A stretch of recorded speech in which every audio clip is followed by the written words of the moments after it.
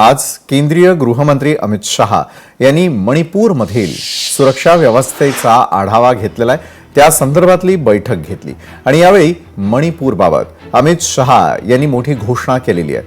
8 मार्च पासून राज्यामधील सर्व बंद रस्ते खुले करण्याचे आदेश अमित शहा यांनी दिले। तर अमित शहा यांनी मणिपूरमधील सर्व मार्गांवर मुक्तपणे सार्वजनिक हालचाली सुनिश्चित करण्याचे आणि अडथळ्यांवरती कठोर कारवाई करण्याचे निर्देश दिले आहेत। तसंच राज्यामधील अंमली पदार्थांच्या रॅकेटचं उच्चाटन करण्याच्या सूचनाही त्यांनी अधिकाऱ्यांना दिलेल्या आहेत।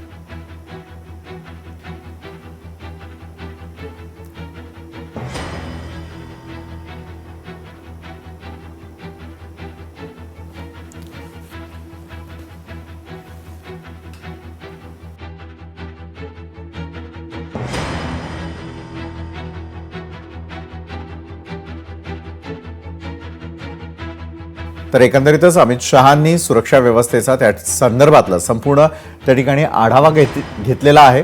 तर राज्यातील सर्व बंद रस्ते खुले करण्याचे आदेशही त्यांच्याकडून देण्यात आलेले आहेत। यापूर्वी मणिपूर या ठिकाणी झालेला हिंसाचार आणि हिंसाचारानंतर निर्माण झालेली संपूर्ण परिस्थिती या संदर्भामध्ये सरकार काय करणार याकडे सगळ्यांचं लक्ष लागलेलं असताना अमित शहांनी थेट जाऊन सुरक्षा व्यवस्थेची पाहणी केलेली आहे।